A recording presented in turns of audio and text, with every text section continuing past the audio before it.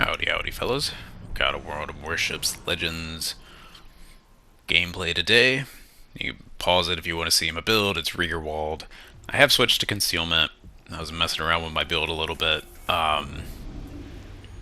Mostly for Hindenburg. I just wanted to try out a little more fire chance focused build.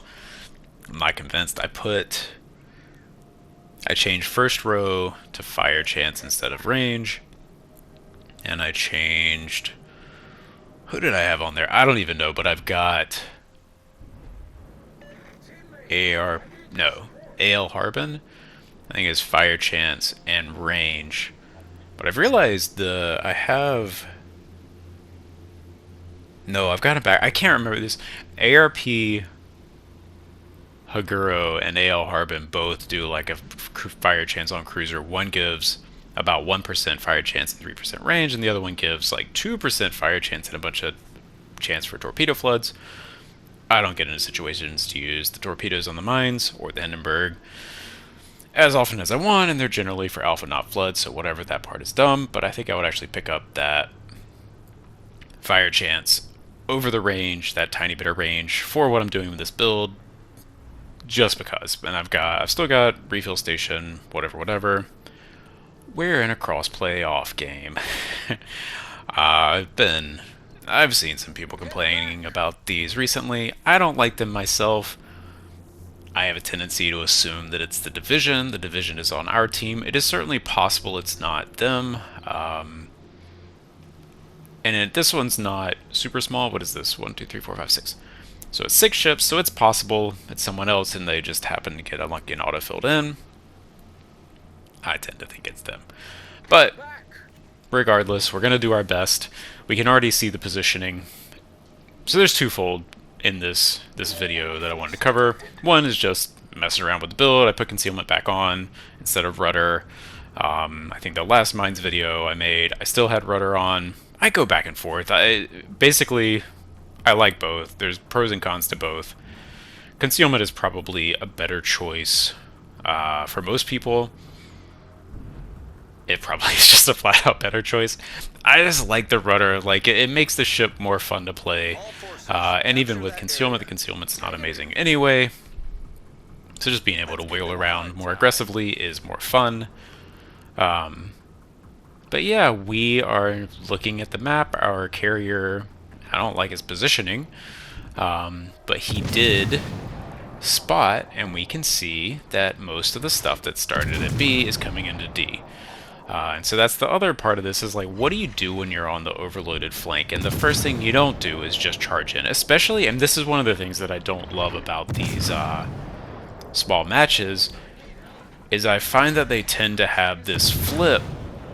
You know, they feel more binary than kind of a normal match. In a normal match, sure, you can get overloaded flanks, people can leave, but like, you got 3, 3, and 3, with, you know, disregarding the carrier.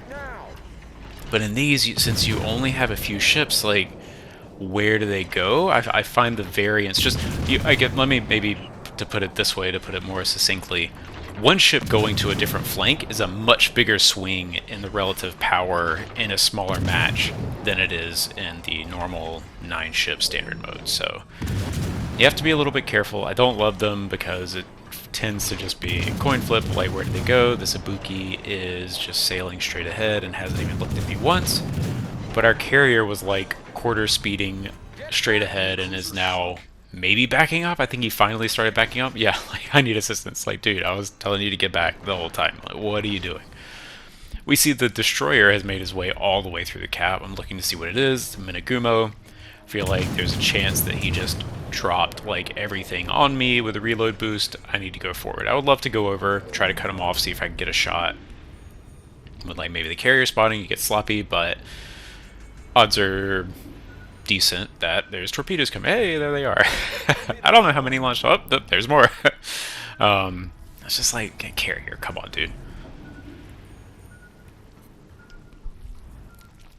So now we got a few choices. We can see, because most of their team came to D to party with me, our team has successfully capped A. Looks like our destroyer is going after their carrier. I kind of wish he had taken B on the way there, but I think that's a Cleveland in between B and D. So maybe he was concerned about getting spotted, or maybe he just wants to get rid of the carrier. And in a small match like this, you know, carriers are kind of have oversized power again, as long as they don't get pushed like that guy did. There's not as much AA to whittle down their planes, and you know, they can focus their targets more easily, and so I just think carriers have an outsized advantage in smaller matches like this. I was trying to tell this guy, like, dude, what were you doing? As I wait, because I know, you know, I saw those 2 cruisers. I'm not going to push in to 2 HE cruisers at this range. If they were really close, I might push in and try to torp them. If they were super far away, I'd probably chance it, but we're at this like kind of medium range that I don't feel confident in my ability to outdamage them and sink them both without at the very least taking a lot of damage myself. So what I'm doing is I'm just biding my time. Like, they know I'm over here, they've got the destroyer in C. I can just chill for a little bit. I can wait for my team to finish up at A, maybe, hopefully. They're gonna cap B. If I can push in and flip D at the right time, I can either flip it for free, maybe engage one of these cruisers like 1v1. I'm confident in that. Or my team will have time to actually get over here, and then we can set up a crossfire and, you know, split the attention of the cruisers that are left, or all of the above. So that's why I waited for a while there, and I'm trying to suss out, like, okay, who am I going to be engaging? Is the Cleveland around this corner? Is the D7P? And then I'm like, oh, he's dropping me, so I gotta get out of the way. I can't just sit there. He's gonna drop planes on me. But he's still broadside enough. I'm like, alright, let's get our full AP turrets on there, and, you know, you guys know I like the Pizharsky. The Mainz is similar. Pizharsky has better AP. The pin angles, the Mainz has better DPM, but the pin stays higher on the Pizharsky for longer. Lose a turret, because why wouldn't I? But the Mainz actually has better DPM. It's got a faster reload and higher damage on the shells. So, like, if you get in a position where you can use the Mainz AP, it is absolutely brutal. Here we see the Cleveland. He's still broadside.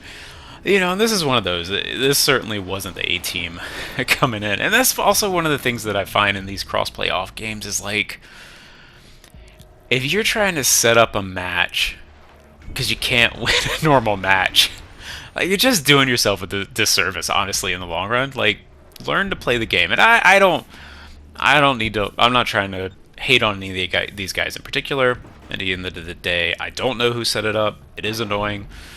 But just in the off chance, I actually can't even, I'm probably wasting my breath. I'm preaching to the choir here. I can't imagine anyone's watching this channel is like, oh yeah, I play crossplay off all the time.